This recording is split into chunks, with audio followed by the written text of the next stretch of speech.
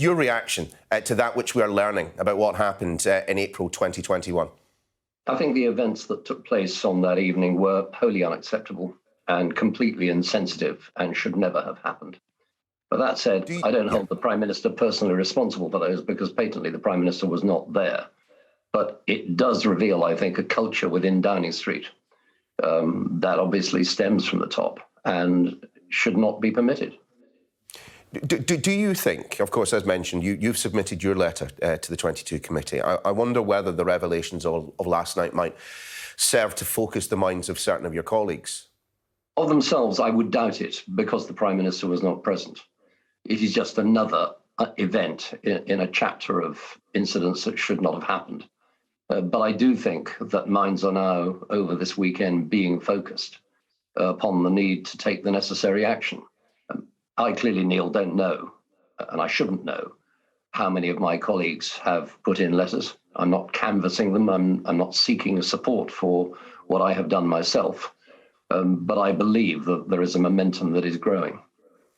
Yeah, I mean, you must have had communications from constituents, perhaps not necessarily related to the story, the individual story that came out last night, but about the culture, it appears, of drinking within Number 10 during periods of lockdown. I mean, is there not a real risk that the Conservative Party is going to lose vast swathes of faithful followers simply because of continued fealty to Boris Johnson?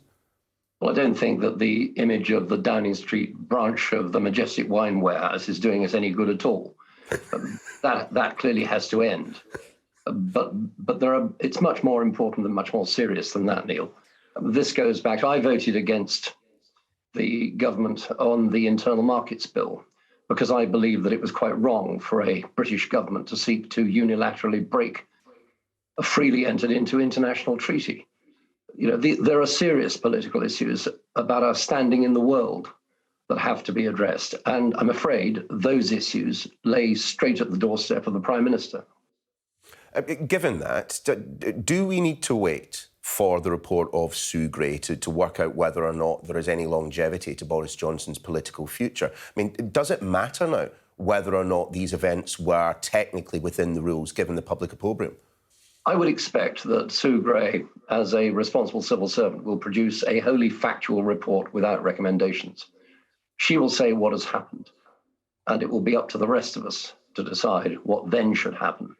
But of course, in a sense, we know, because the Prime Minister told us from the dispatch box on Wednesday what happened.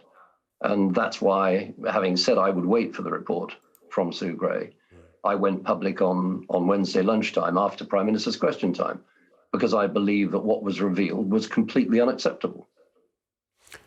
Do you believe that the Metropolitan Police should be involved in some form, that there should be an investigation, perhaps even just specifically on the events of the eve of the royal funeral? That's a matter entirely for the Metropolitan Police. It's an extremely long time since I held a police warrant, and my law is a bit rusty, and I'm going to try and presume to tell the Met what to do.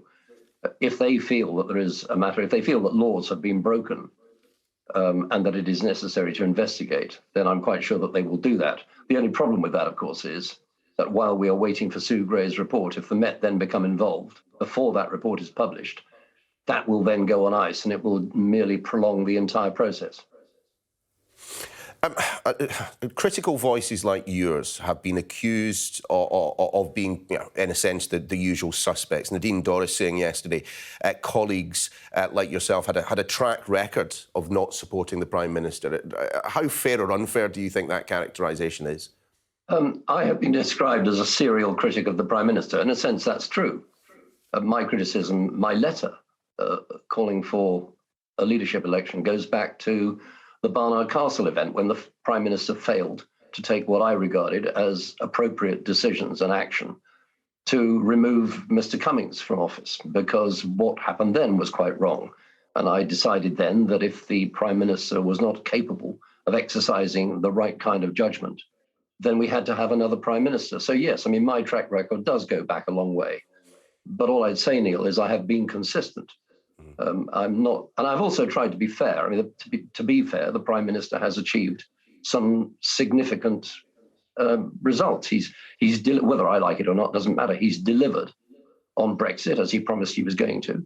After a bumpy start, he's presided over the best world-beating vaccination program that saved thousands of lives. You can't take that away from him. The problem is that the man's judgment is flawed. Sir Roger, I'm afraid we will have to leave it there. Sir Roger Gale, good to have you on the programme this morning. Appreciate it. Thank you.